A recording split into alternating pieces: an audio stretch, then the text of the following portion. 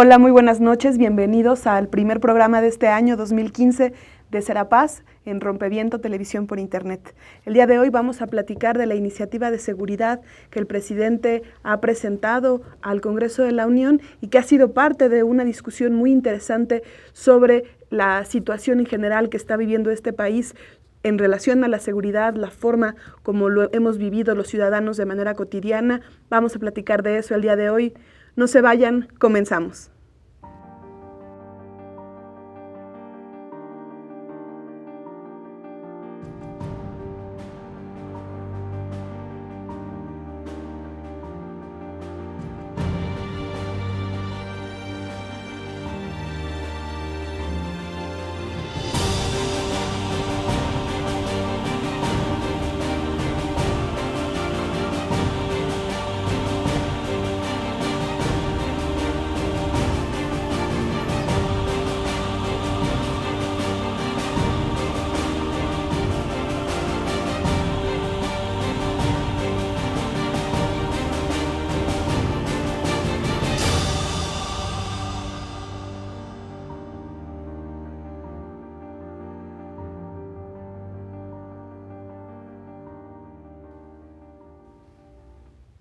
Qué gusto que hayan decidido quedarse con nosotros en este programa donde tenemos invitados muy especiales el día de hoy.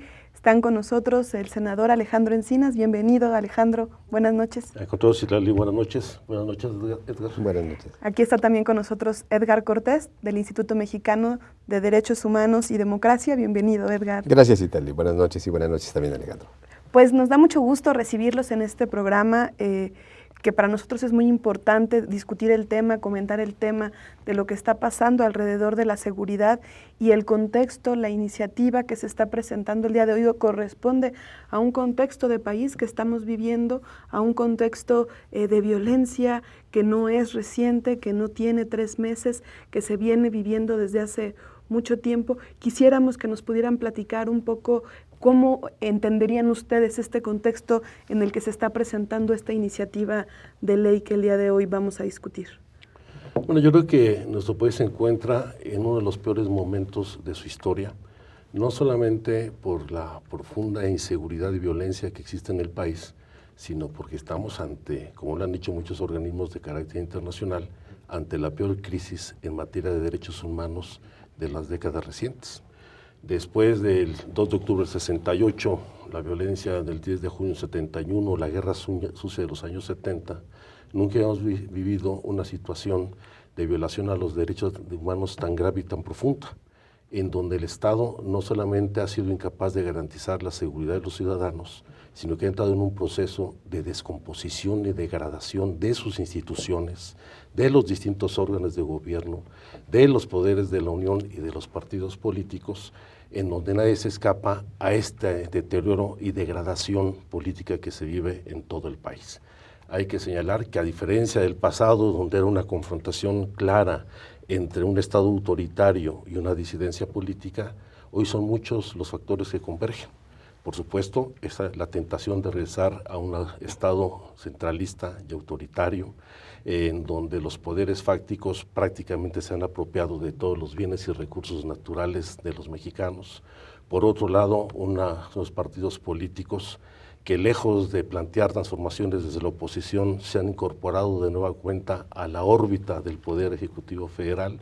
Y por otro, pues una sociedad indignada, molesta, con la política, con las instituciones, con la forma en que se han enfrentado los problemas, particularmente frente a un factor que anteriormente no ha tenido tanta relevancia en nuestro país, como es la delincuencia organizada, que ya no se reduce solamente a las actividades del narcotráfico, sino que abarca prácticamente todas las esferas del crimen, desde el tráfico de personas, la trata de personas, el secuestro, la extorsión, en fin, una gran cantidad de crímenes y delitos que se cometen y que lamentablemente están en la impunidad.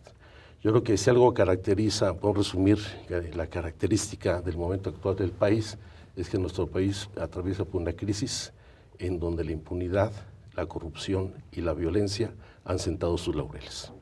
Edgar, una crisis de derechos humanos. Una crisis de derechos humanos que yo creo que tiene como complemento una crisis en el tema de la seguridad, que van, diría, de la mano. Y creo que aquí importa tener una perspectiva, yo diría, histórica más o menos amplia, para tratar de entender y de desmenuzar cómo se ha ido construyendo esta crisis, porque no es algo que surgió de la noche a la mañana, sino que se ha venido generando. Y pongo algunas notas históricas que creo que sirven como referencia. Una tendría que ser el tema de finales de 95, 96, donde se crea en aquel entonces en el Congreso la ley que crea las bases de la Coordinación Nacional de Seguridad Pública, que es el primer momento en que se modifica la ley y se incorpora a las Fuerzas Armadas a las labores de seguridad pública. Y allí hubo un debate, el tema fue a la Suprema Corte y cuando la Suprema Corte lo revisa dice que no es contrario a la Constitución, que las Fuerzas Armadas participen, pero le pone dos características. Uno, a petición de la autoridad civil y bajo la coordinación y la responsabilidad de la autoridad civil. Y eso es lo que tenemos hasta ahora, porque no se ha modificado, no hay una ley. Ese creo que es uno. Un segunda nota es agosto del 98. La presidencia de Zedillo, la Bastide, secretario de Gobernación. En Los Pinos se presenta entonces un programa nacional por el tema de la seguridad, que incluso algunos se acordarán, se puso de moda el moñito blanco que formaba parte. Ahí había un diagnóstico ya del tema de la seguridad, ya había muchos de los problemas actuales, el crecimiento de la delincuencia organizada, la debilidad y corrupción de nuestras policías, la impunidad, etc. Incluso se crea poquito después la Policía Federal Preventiva, que así se llamaba entonces. Ya se daba y se empieza a plantear. Creo que ahí hay un segundo momento. Uno tercero sería ya con el gobierno de Fox en sus últimos 2 años, que empiezan los problemas en Michoacán, entre otros lugares, y Fox plantea el operativo México Seguro, se llamó entonces, y era una acción para el tema ya de los problemas de delincuencia organizada en Michoacán, no solo, y luego vino la represión en Oaxaca, 2006, ya vuelve a aparecer el talante autoritario. Sí. Y yo diríamos, después viene todo el gobierno de Calderón con todo el asunto de la guerra contra la delincuencia organizada y las terribles consecuencias. Y entonces, bueno, hoy, cuando encontramos esta crisis con este gobierno actual bajo el regreso del PRI, pues lo que vemos es una línea de continuidad, donde yo diría, ¿cuáles son algunos de los componentes? Bueno, en primer lugar destaca el tema de la impunidad. Segundo, yo creo que combinado con el tema de la corrupción. Tercero, la enorme desconfianza de los ciudadanos y ciudadanas hacia las instituciones en general, muy acentuado en las instituciones de procuración y administración de justicia. Todo el tema de nuestra crisis de las policías, o sea, de unas policías que hay un gran debate, pero todo el tema de la debilidad de las instituciones, de la corrupción, de la penetración del narcotráfico. Entonces, se podría abundar, pero quiero poner estas notas porque me parece que entrar a la discusión del asunto de la crisis de derechos humanos y de seguridad requiere esta memoria histórica. Y creo que muchas veces una característica del gobierno actual es que nunca nos ha presentado con claridad cuál es su diagnóstico y la comprensión entonces de nuestro problema.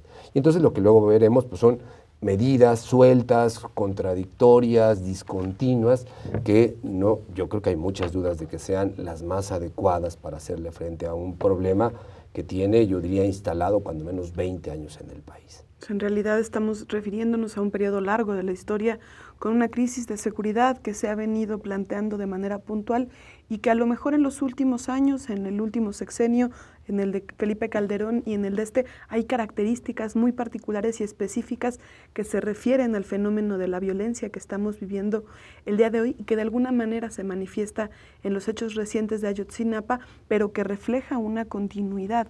Alejandro, ¿tú cómo entenderías esa continuidad del régimen a pesar del cambio de partido, a pesar de... ¿hay en realidad algún cambio en la forma como lo está ejerciendo el nuevo gobierno, que ya no es tan nuevo, pues, pero el gobierno de Enrique Peña Nieto frente a esta continuidad? Bueno, yo creo que ya son 2 años de fracasos totalmente acreditados. Una política errática, lo ha planteado muy bien Edgar, donde no ha habido claridad en una estrategia de replanteamiento de la política de combate a la inseguridad. Desde un inicio, el planteamiento de crear una gendarmería nacional que primero iba a ser un cuerpo especial del ejército integrado por militares, comisionado a la Secretaría de Gobernación bajo el mando de la autoridad civil. Se tardó más de 1 año y medio en definirse como un cuerpo civil dentro de la propia Policía Federal Preventiva, lo cual es un absurdo. de una corporación policíaca dentro de otra corporación policíaca federal que prácticamente tiene las mismas atribuciones, pero cuyo objetivo fundamental es atender pues delitos del fuero común que le competirían atender a las policías estatales o a las policías municipales, lo cual ya va generando, como sucedió también en el gobierno de Felipe Calderón, una fuerte contradicción en esta tentación de centralizar el mando en el ámbito federal para que sea el gobierno federal quien asuma las responsabilidades de la seguridad pública en los estados y los municipios, ya que la Policía Federal Preventiva está pensada para sustituir supuestamente en situaciones especiales o de emergencia a las policías locales y municipales y esas atiendan los delitos que le corresponden hoy a la autoridad local. Y eso creo que es la continuidad de esta lógica de generar un mando único que fue ideada por Genaro García Luna desde la Secretaría de Seguridad Pública del gobierno de Calderón, donde el mando único se entendía como la posibilidad de la centralización del mando desde la Secretaría de Seguridad Pública Federal. Esa discusión sigue vigente hoy. Las iniciativas que presentó a finales del año pasado Peña Nieto plantean la creación de un mando único con 32 policías únicas, lo cual pues genera un conflicto, en primer lugar constitucional respecto a las facultades y atribuciones de los municipios, pero también pueden generar problemas políticos mucho más profundos de los que uno se puede imaginar. Ya hemos tenido experiencias muy negativas de policías únicas o mandos muy fuertes, particularmente en el Distrito Federal y en el Estado de México.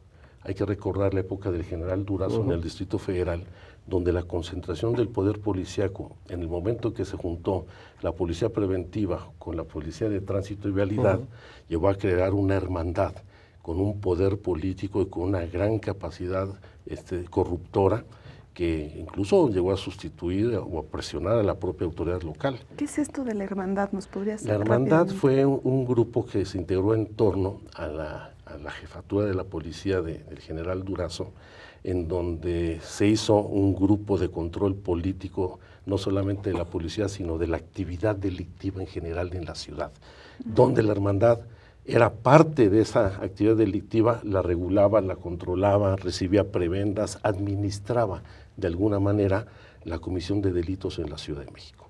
Otro caso es el Batallón de Radiopatrullas del Estado de México, el famoso Barapem, que ese se convirtió en una verdadera estructura represiva contra los movimientos sociales e incluso contra la disidencia política, no contra la izquierda, sino contra el propio PRI, porque cuando algún presidente municipal tenía diferendos serios con el gobernador del estado, el propio Batallón de Radiopatrullas desestabilizaba el gobierno local. Por eso yo tengo mucha preocupación en esto de tener policías únicas en un país no solamente plural y diverso en lo político, sino en sus condiciones económicas, sociales, culturales, étnicas, que podrían traer graves conflictos de falta de integración, no solamente en la vida comunitaria con los cuerpos de seguridad, sino particularmente con instrumentos que permitieran a los gobiernos actuar políticamente a través del uso de los cuerpos de seguridad pública. Con esto vamos, es importante, ¿no?, entender de alguna manera esta perspectiva histórica de la forma como se han venido conduciendo las fuerzas policíacas. Vamos a regresar en este segundo bloque a platicar también un poco del contexto, pero sobre todo cómo se va construyendo este proceso de transición. Entonces, vamos a un corte, no se vayan, regresamos.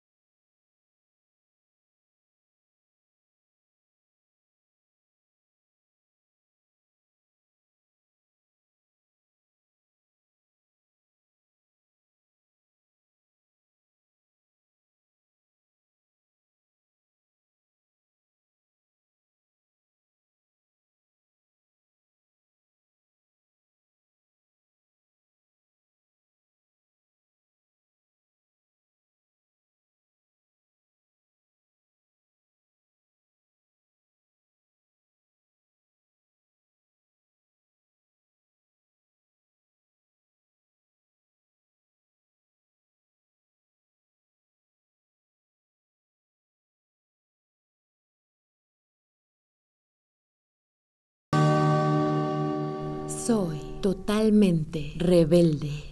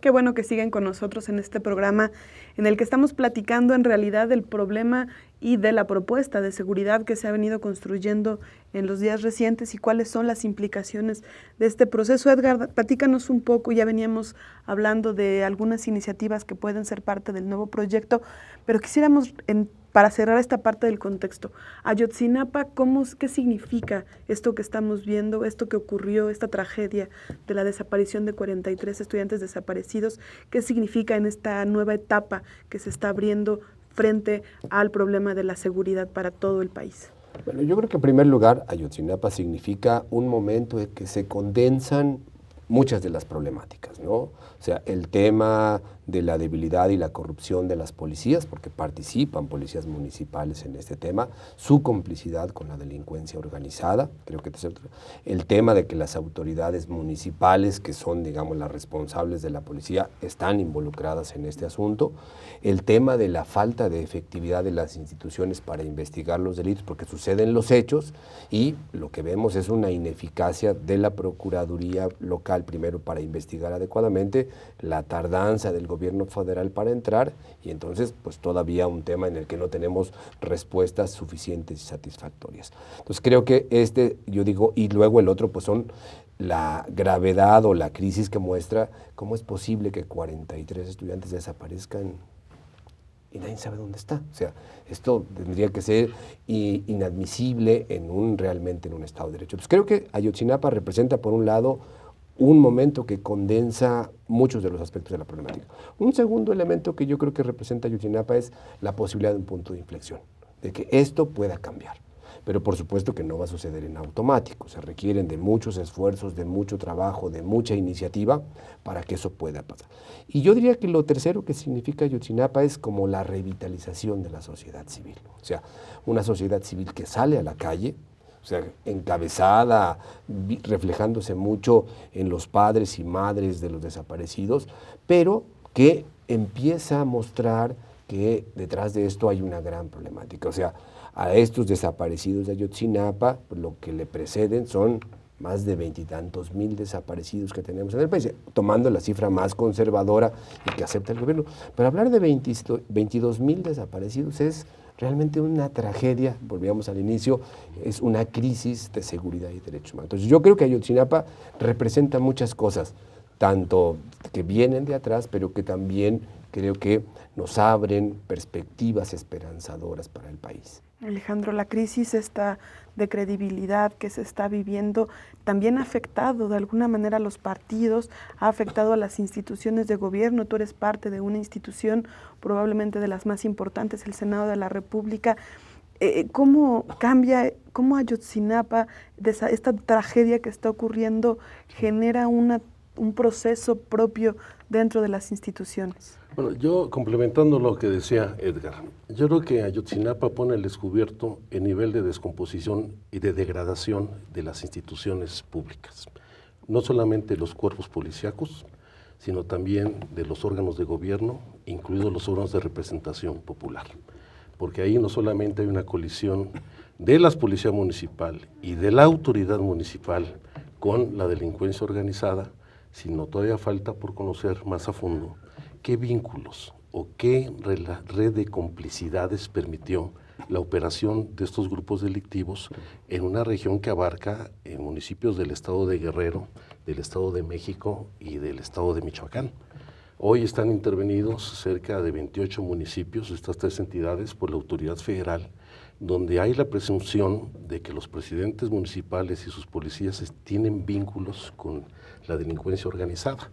Claro, la primera pregunta es, ¿por qué no han procedido contra estas autoridades? ¿Por qué no han sido removidas estas autoridades municipales si hay la presunción de esta relación con la delincuencia organizada? Pero también hay otras preguntas que hay que formularse. ¿Cómo fue posible, además de esta red de complicidades que permitió la operación de esos grupos delictivos, lo cual implica que tanto autoridades federales como locales permitieron esa colisión de intereses, pero también cómo llegaron como candidatos de distintos partidos políticos estas personas a ocupar los cargos de las presidencias municipales? Yo a la dirección del PRD le he insistido 1 y 1000 veces que nos expliquen cómo el señor Abarca obtuvo la candidatura a la presidencia municipal de Iguala, si no hubo elección interna, si no hubo encuestas, si la comisión de candidaturas que se integró no resolvió sobre la candidatura de Iguala y de otros municipios. ¿Quién registró al señor Abarca? ¿Y qué vínculos y qué nivel de penetración ha tenido la delincuencia organizada en el PRD de Guerrero, a tal grado de que la señora Abarca pues se inscribió para ser consejera estatal del PRD en el estado de Guerrero, y ya el señor Abarca planteaba ser diputado, candidato a diputado federal por el PRD. ¿Qué nivel de penetración tuvo la delincuencia organizada, en este caso en el PRD? Y si hubo financiamiento o no a algún dirigente, algún grupo o alguna campaña dentro del partido. Y estas preguntas caben no solo para el PRD, porque el problema es el caso del presidente municipal en Cocula, el caso de Chilapa, que son presidentes municipales del PRI, donde no puede ser posible que en Chilapa aparezcan recurrentemente fosas clandestinas o gente decapitada y no se proceda contra ninguna autoridad, como sucede en otros estados, en el caso del Estado de México, donde no solamente son estas ejecuciones extrajudiciales del ejército mexicano en Tlatlaya, sino la operación de los mismos grupos delictivos, Guerreros Unidos, los Rojos, los Ardillos, en esta zona que abarca también ya algunos municipios del estado de Morelos. Entonces, yo creo que lo que pone en evidencia los hechos de Iguala, de Cocula, de toda esta región de Tierra Caliente, en Guerrero, Morelos, Estado de México y Michoacán, es el nivel de degradación al que ha llegado los cuerpos de seguridad, pero también el nivel de descomposición del Estado mexicano y cómo se necesita replantear prácticamente todo. Y para poder replantearlo, el primer paso es conocer la verdad. Y conocer la verdad es no solamente que nos digan dónde están los 43 muchachos, los 43 estudiantes normalistas que han sido desaparecidos, quiénes son los que propiciaron y facilitaron esta situación, por qué no intervino el ejército o cómo intervino el ejército en estos hechos. Pues ahí está acantonado el 27 Batallón de la Ciudad de la Defensa Nacional. ¿Por qué no intervino estando informada la autoridad en el estado de Guerrero? ¿Por qué el procurador no detuvo en su oportunidad a Barca y permitió su fuga? Y preguntas tan elementales de que nos digan, ¿cuál fue el móvil que llevó a la desaparición, al homicidio incluso de 6 personas más en esos hechos de Iguala? Yo creo que esto es apenas la punta de un iceberg que nos demuestra que tanto en los casos de Guerrero, del Estado de México, lo que hemos visto ahora en Michoacán, en Tamaulipas, como lamentablemente el país está al nivel de impunidad que México se ha convertido en una gran fosa clandestina donde se conocen las cifras de desaparecidos, pero nunca se castiga a ninguno de los responsables. Este iceberg del que mucha gente ha platicado, Edgar, está hablando de una crisis estructural, de una crisis del Estado en su conjunto. No estamos hablando de una Barca, sino de muchos abarcas, muchos municipios. Ya hablabas tú del número de desaparecidos, 22,000 desaparecidos, la cantidad de ejecuciones extrajudiciales. ¿Qué estamos viendo en este proceso?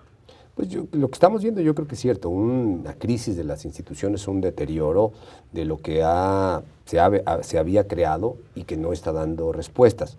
Y doy otro dato porque me parece que también da la dimensión. Esta encuesta del INEGI, la encuesta de victimización y percepción de la seguridad, la última que mide la incidencia delictiva de delitos comunes del año pasado, habla de poco más de 27 millones de delitos cometidos en el país, ¿no? Del fuero común, de los delitos ordinarios, ¿no? Y de esos, el 92% no se denuncian. Y no se denuncian básicamente porque las personas, los ciudadanos, no creen en las instituciones, no confían en ellas y porque piensan que nada se va a resolver. Es otra muestra de esta, o sea, una crisis de tal manera que está abarcando a todas las instituciones, a las policías, a las procuradurías, tanto general de la República como de los estados, al Poder Judicial, ¿no?, a los ejecutivos. Entonces creo que hay una crisis y eso creo que nos está obligando al gran reto de cómo construir, cómo aportar al tema de realmente una estrategia desde los ciudadanos al tema de la seguridad.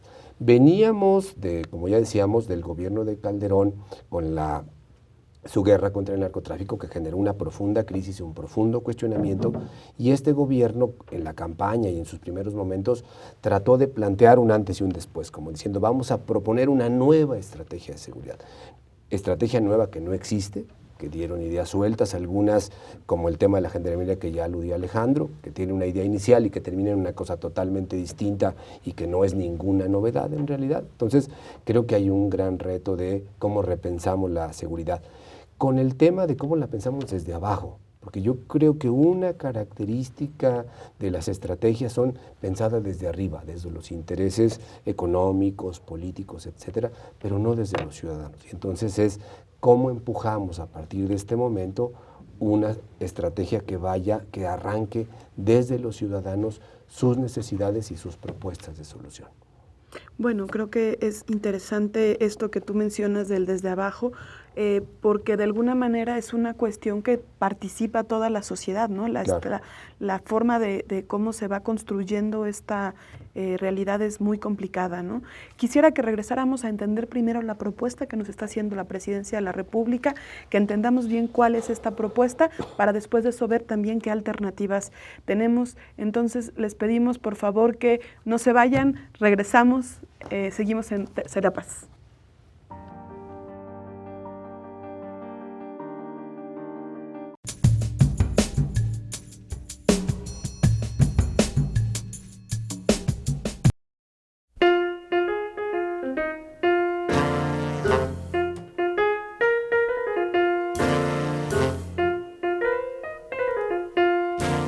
Creo que la televisión está muy deteriorada.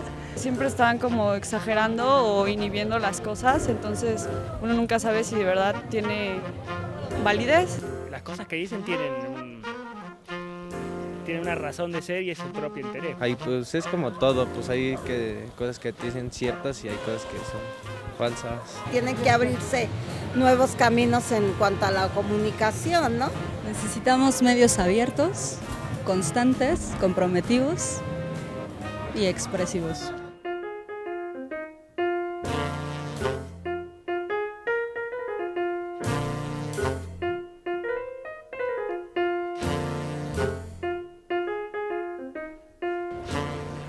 Rompeviento. Rompeviento. Rompeviento, pero ¿a qué te refieres? Me suena como a una chamarra. Pues a un accesorio como de lluvia. Ay, pues yo no me imagino nada, pero yo quisiera yo saber qué cosa es para que yo aprenda. Pues que va a romper con todas las normas, que va a hablar de lo que es y de lo que no puede uno dejar pasar. Pues algo para atajar el viento, ¿no? Una especie de poner un hasta aquí. Me suena como un aire que se va a llevar todo.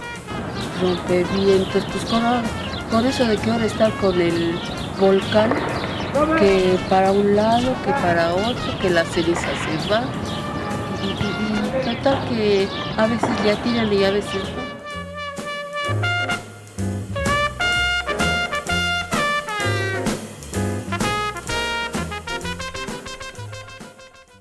Comenzamos. Hola, ¿qué tal? Muy buenas. Hola, ¿qué tal? Bienvenidas y bienvenidos a Luchadoras. Hola, ¿qué tal? Bienvenidas y bienvenidos a Luchadoras. Estamos en Rompeviento, televisión por internet. Estamos en Luchadoras. Comenzamos. El canto también es una forma de militancia feminista. Los detalles de la ofensiva del Estado de Israel en la Franja de Gaza. En Nigeria, el grupo Boko Haram secuestró a más de 200 jóvenes. En Luchadoras consideramos que el ejercicio y la práctica feministas son un cuestionar constante. Estamos en Rompeviento, televisión por internet, aquí en Luchadoras. Comenzamos.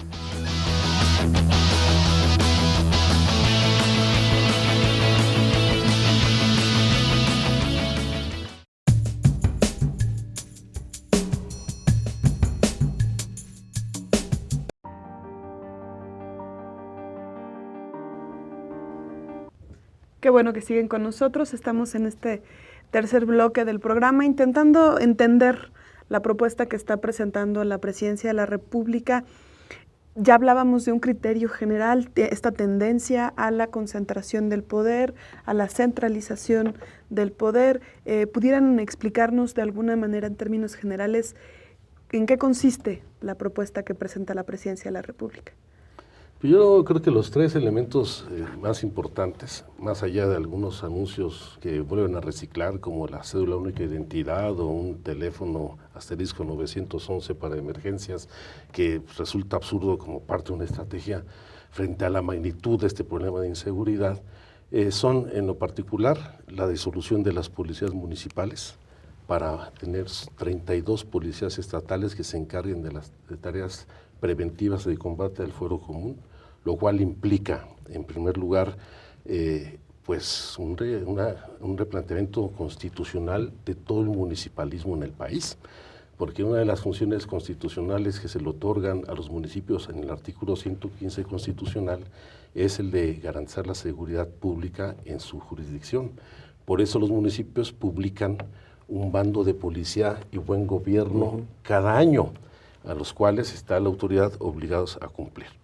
Y pensar en una sola policía estatal frente a lo que ya comentábamos, esta enorme diversidad cultural, social, étnica, regional que existe en México, pues puede generar gravísimos conflictos más allá de esta contradicción constitucional. Yo no me imagino a una policía estatal pues, atendiendo los problemas de riñas entre vecinos, de riñas entre borrachitos en la calle, cuidando además de el tránsito y la vialidad y los carros mal estacionados en un municipio, los asuntos del comercio en la vía pública, las faltas administrativas, frente a una autoridad municipal profundamente debilitada, porque hay un principio en la política que es elemental: el que tiene el mando, manda. Y si un policía no tiene un presidente municipal, no goza de las dos funciones fundamentales para el ejercicio de atribución, que es el monopolio en la aplicación de la ley y en el monopolio del uso legítimo de la fuerza pública, pues no tiene ninguna facultad de atribución, más aún cuando están en la miseria y subordinados totalmente los municipios a los gobiernos estatales y al gobierno federal. Segundo problema que veo que entraña graves irregularidades es la pretensión del gobierno federal de arrogarse una facultad, lo dice, para disolver a la autoridad municipal, que eso es un agravio profundo, no solamente al municipalismo, sino al sistema federal, En primer lugar, no se disuelven los municipios, porque los municipios son una entidad territorial. Se tiene que disolver los ayuntamientos, que son los órganos de gobierno dentro de los municipios. Desde ahí está mal planteada la iniciativa. Pero para la disolución de un ayuntamiento, pues esa es una facultad que en todo caso compete a los congresos locales. Porque pretender disolver los ayuntamientos y permitir la intervención directa de la autoridad federal, pues esto llevará a cometer nuevos y mayores agravios en lugar de estar buscando una salida democrática distinta. Y la tercera, el gran problema general que veo es que se quiere meter por la puerta de atrás un código penal único. Con ya se avanzó en un código de procedimientos penales único a nivel nacional, lo discutimos en su momento el por qué no es conveniente un código penal único.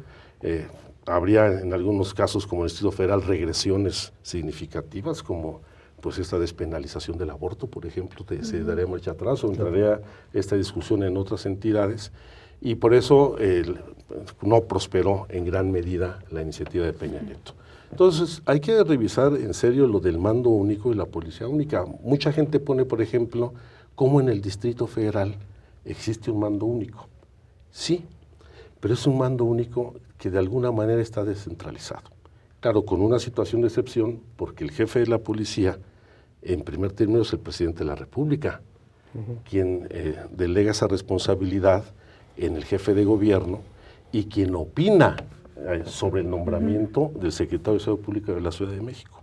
Pero la Secretaría de Seguridad Pública tiene diversas policías. Aquí en el Distrito Federal tenemos policía preventiva, policía auxiliar, policía bancaria industrial, está el cuerpo de granaderos, hasta policía turística, policía náutica, tenemos hasta en el lago de Xochimilco, y eso ha permitido que no haya una concentración total del poder policial en uno solo de los mandos. Pensar que todas estas policías se integren en una sola corporación bajo un solo mando es dar un poder enorme a un jefe de policía o a un gobernador o a un jefe de gobierno que te genera un suprapoder por encima, pues no solamente del ámbito delegacional o municipal, sino yo digo, incluso la autoridad federal tendría atribuciones sobre esos mandos. Es el sueño de García Luna, el poder tomar el mando de las propias policías en situaciones que a su juicio entrañaran un estado de excepción disfrazado de un problema de inseguridad pública. Y finalmente, no es un cuarto tema, sino que tiene que ver con la visión de esta propuesta. Creo que esto va más ligado a la lógica de pensar los temas de la seguridad pública como un asunto de seguridad del Estado, no como un asunto de seguridad humana, de la seguridad de los ciudadanos. La seguridad del Estado fue un principio que se gestó durante la Guerra Fría, donde había que combatir a la conjura comunista internacional, y la seguridad del Estado se colocaba por encima de esa pretensión. Hoy, una vez que se cayó el muro de Berlín, que no existe Guerra Fría, sois enemigos del narcotráfico. Y pensar que el combate al narcotráfico se da solamente en torno a la seguridad del Estado es un error gravísimo. Lo que hay que garantizar es la seguridad de los ciudadanos y el ejercicio pleno de sus derechos. Y para eso las instituciones tienen que estar al servicio de la ciudadanía y no en función del ejercicio del poder o al servicio de los poderes. Yo creo que son las visiones que van a chocar con esta propuesta que en general ha planteado Peña Nieto y que afortunadamente no prosperó. Edgar, desde la sociedad civil, ¿cómo lo estamos viendo? Yo creo que primero es una propuesta que habría que colocar en este contexto. La anuncia el 27 de noviembre, 2 meses después de lo de Ayotzinapa, y un poco forzado por el reclamo de una respuesta, de soluciones, de saber el paradero y de los desaparecidos, etcétera. Pero habría igual que no perder de vista que cuando Peña Nieto toma posesión como presidente, plantea un programa de gobierno y había una gran línea que tenía que ver con el tema de seguridad. Y de pronto hay cosas que ya están ahí, hay otras que no aparecían, y uno se pregunta, a ver, ¿dónde está el diagnóstico entonces? Entonces pareciera que hay un diagnóstico que se construye un poco sobre la marcha y que no hay como la suficiente profundidad para saber qué está pasando y entonces qué sigue. Entonces me parece que otra característica que tiene es que pues, cuando menos el 40% de lo que está anunciado son iniciativas de ley, o sea, iniciativas que va a mandar al Congreso.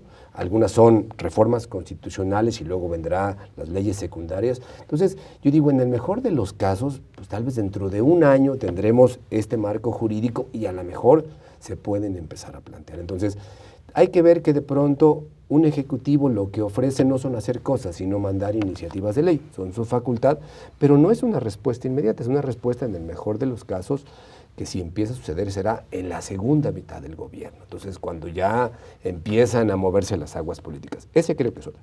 Y otra característica que me parece importante, yo creo que llamado o mirado mucho las 10 medidas, que me parece muy pertinente, pero creo que hay que llamar la atención también sobre la segunda parte de la propuesta.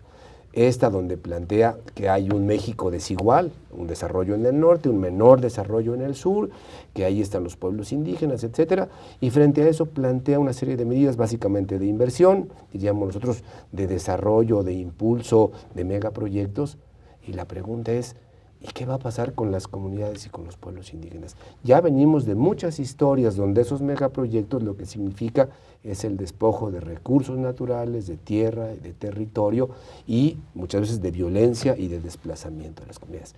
Entonces uno ve que en esa parte, digamos, en esta segunda parte del proyecto, está proponiendo medidas que contrariamente no van a traer seguridad, sino van a incrementar la conflictividad social. Entonces, bueno, eso lo quiero poner. Y dos notas rápidas. Una, coincido creo que con el tema que ya ponía Alejandro, con el tema de policía única. Además de lo que ya decía Alejandro, que lo comparto, le añadiría, pensemos también en la hipótesis de policías únicas donde el último responsable de la seguridad es el gobernador. Sin mecanismos de control, de rendición de cuentas, pues el tema es darle un enorme poder donde la facilidad del talante represivo o bien de la corrupción se puede todavía incrementar enormemente. Entonces creo que esta es otra parte del debate. Y el otro elemento es, yo creo que se hace tabula rasa de todo, un poco diciendo todas las policías municipales están mal, entonces hay que desaparecerlas, y pareciera que todas las policías estatales están bien, y yo digo, por supuesto que no. O sea, y creo que eso también tiene que ver con la comprensión del fenómeno. O sea, la seguridad no tiene una causa, tiene muchas causas. Tenemos una gran problemática de delincuencia organizada, pero tenemos de la delincuencia común y tenemos muchos asuntos de conflictividad social. Entonces eso significa que tal vez no hay que pensar en una policía, sino en un conjunto de cuerpos de seguridad con distintas tareas, pero que respondan a una estrategia única, coordinada, estructural. Y me parece que eso es lo que no hay. Entonces hay acciones sueltas que tratan de atender un problema, pero que en muchos casos tal vez resuelven algunos aspectos, pero incrementan o potencian otras problemáticas del gran tema de la seguridad. Sí, creo que es interesante entender el problema, los distintos enfoques. Esta última que tú señalas sobre el modelo de desarrollo, no solamente se trata de proponer el desarrollo para las comunidades, porque sí es claro que la violencia y el crecimiento de la delincuencia tiene que ver con el tejido social y cómo se ha venido descomponiendo este fenómeno, pero también hay una discusión pendiente sobre el modelo de desarrollo. Así es. Vamos a un corte y regresando vamos a seguir platicando de este fenómeno y las perspectivas. No se vayan, regresamos.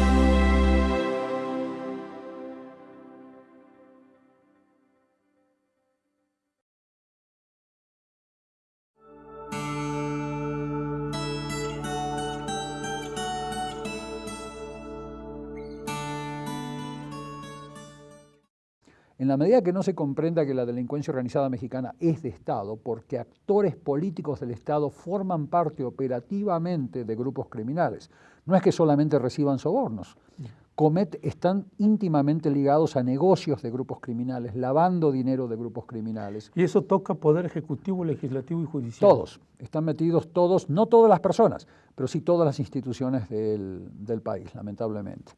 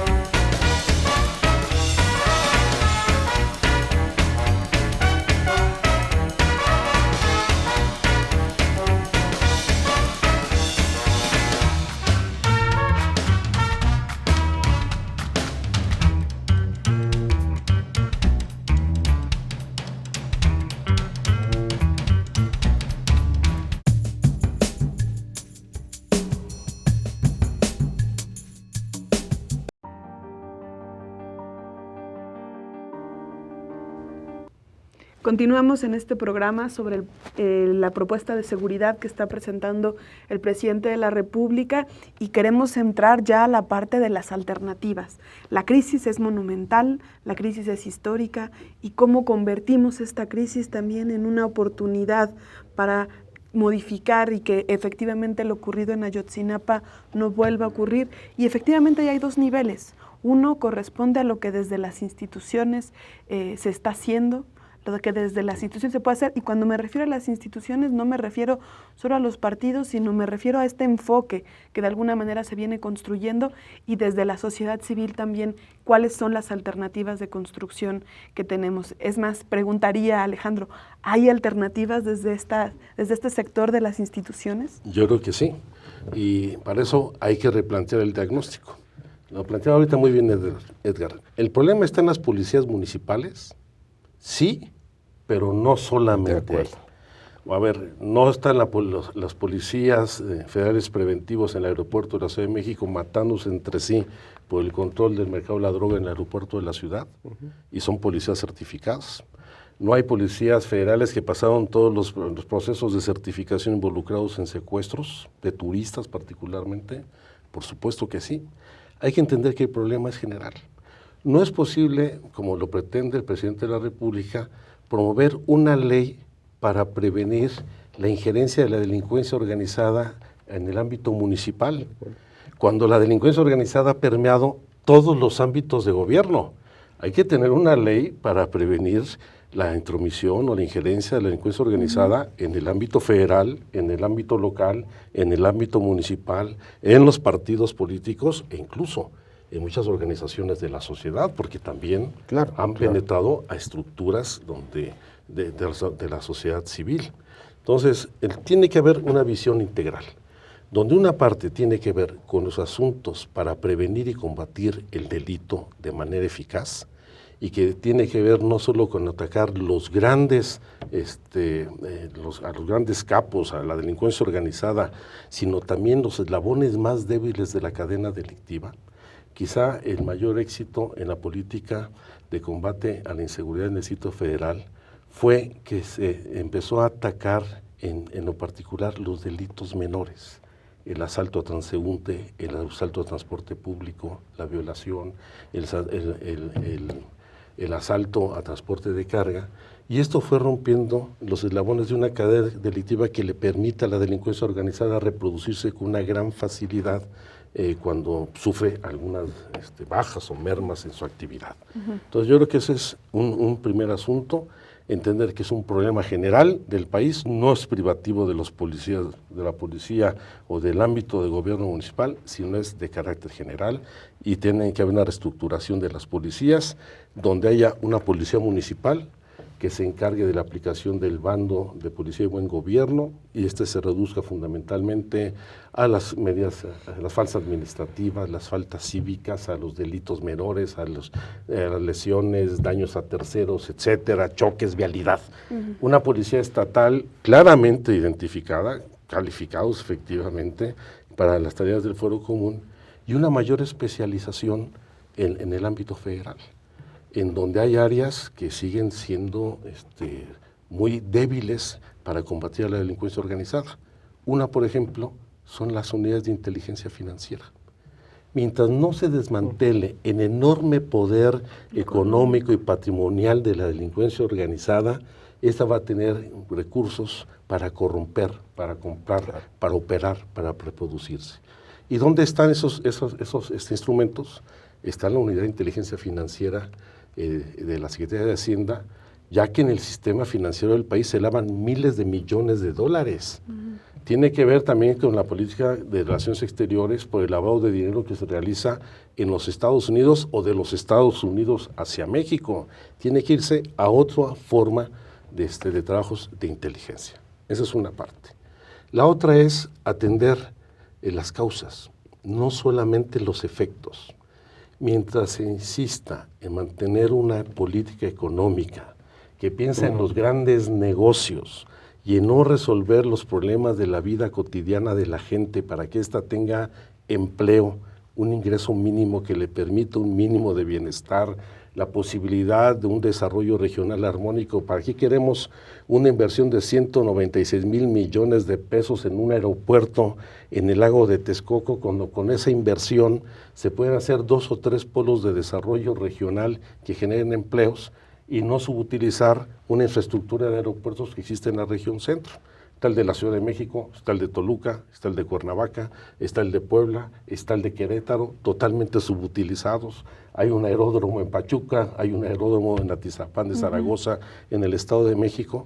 Dejar de pensar en esos grandes negocios al amparo del poder público para que los recursos públicos permitan detonar actividades productivas. Se deja atrás el asistencialismo, el clientelismo que existe, para que eso que lleva hoy a muchos jóvenes a decir, prefiero 2 años de vida, de buena vida, a pesar del riesgo, que una vida de carencias y de sufrimiento, deje de ser expectativa para los jóvenes, para que ellos realmente encuentren una ruta para su desarrollo personal, para poder construir una familia, un patrimonio familiar. Mientras no se resuelva eso, le vamos a tener a seguir este proceso de descomposición política y de, lamentablemente, desarrollo de las actividades delictivas. Edgar, ¿qué piensas? Yo también creo que hay alternativa. La alternativa supone conjugar muchas cosas. Creo que el tema de la perspectiva teórica desde la labor de la seguridad, ya lo aludía Alejandro, pensar en la seguridad pública, en ese modelo teórico que hay, es a fin de cuentas pensar en la seguridad de las instituciones y de la clase política. Entonces creo que hay que movernos a un modelo de seguridad ciudadana, seguridad humana, donde el centro son los ciudadanos, las personas, y entonces desarrollamos desde ahí. Creo que esa es una. Una segunda, creo que tenemos procesos iniciados que pueden abrir perspectivas. Pienso en el proceso de implementación del sistema penal acusatorio, esto que coloquialmente se ha planteado como juicios orales. Hay una vía. Tiene muchos problemas, pero me parece que hay una vía. Está la propuesta que está en el Congreso también discutiéndose de la reformulación o de la transformación de la Procuraduría General de la República a Fiscalía Especial. Yo creo que es eso, pero hay que repensar a la institución a qué va. Yo creo que ahí hay que dar una discusión, digamos, de cómo plantear que sea una institución realmente con capacidad de investigación, con profesionalismo, con una vocación hacia investigar violaciones de derechos humanos graves, etcétera. Entonces creo que ahí hay una serie de elementos. Creo que está la gran tarea de cómo generamos estas policías profesionales, certificadas, pero también vigiladas por los ciudadanos para tener un control sobre ellas. Entonces creo que este tendría que ser otro elemento. Porque además, mientras no tengamos un conjunto de policías confiables, profesionales, estamos en un callejón sin salida. Todos queremos que salgan las Fuerzas Armadas de las labores de seguridad, pero si las sacamos mañana, pues no hay quien se haga cargo de esa seguridad. Entonces, digamos, mientras no tengamos este proceso. Y creo que, como decía ella en una intervención anterior, y creo que en esto también tenemos que pensar cómo construimos la seguridad, como decíamos, desde abajo, desde lo municipal, desde lo local, desde la participación. Porque otra gran ausencia en este proceso es que los ciudadanos no participamos. O sea, como sujetos individuales y colectivos de construcción de seguridad, ¿no? Que tiene muchos aspectos, como ya lo mencionamos. Creo que ahí también tendría que haber un proceso que los ciudadanos tenemos que pelear, tenemos que ganarnos haciendo aportes para el tema de la seguridad, porque de otra manera no va a suceder. Entonces, como decíamos, planteando una seguridad que se vaya construyendo desde abajo y que pueda encontrarse con las iniciativas, evidentemente, gubernamentales, porque también hay responsabilidad, pero que pueda coincidir en estas posibilidades. Ya decíamos, creo que Ayotzinapa se ha planteado como un punto de inflexión, pero es un punto de inflexión que no se va a dar, digamos, de manera automática o porque sí. Va a depender mucho de la movilización, de la propuesta, de la expresión constante de indignación y también de insistir frente a los distintos actores políticos que los ciudadanos tienen propuestas que pueden ayudar claramente a la solución de estos problemas. Okay. Alejandro, estamos ya cerrando el programa. Brevemente, en el Senado ya se discutió la propuesta de Enrique Peña Nieto, se detuvo. ¿Qué está pasando y qué va a pasar en los próximos días? Bueno, afortunadamente no prosperó ninguna de las iniciativas. El acuerdo al que se llegó es que se establecerá un grupo de trabajo plural de distintos grupos parlamentarios. Estaré yo participando en este grupo, en donde haremos un planteamiento y una reformulación de estas iniciativas. Por supuesto que se requieren cambios profundos en la legislación, particularmente para fortalecer los mecanismos de control político, parlamentario y ciudadano sobre los cuerpos de seguridad, y se necesitan tener otro tipo de replanteamientos de las policías. Yo digo, hay que desaparecer esa Gendarmería Nacional y mantener una sola Policía Federal preventiva. Hay muchas acciones.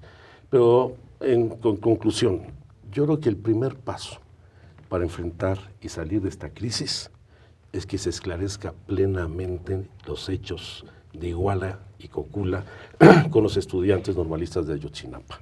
Que nos digan quiénes fueron los responsables, que se les castigue, que se vea quién permitió esta red de complicidades para que operaran los grupos delictivos y que no haya impunidad, que no haya perdón y que no haya olvido. Muy bien. Edgar, como conclusión, 30 segundos. A esto yo le sumaría tal vez el tema de que haya también un elemento y mecanismos prácticos de combate a la corrupción. O sea, porque me parece que lograr o querer construir justicia sin combatir frontalmente la corrupción, y particularmente yo diría la corrupción de la clase política, porque algo que influye en la sociedad de no creer en las instituciones es que ve que las instituciones finalmente no castigan a quienes tienen poder económico, poder político o los dos. Y entonces, si realmente queremos avanzar en este proceso, tiene que haber una claridad.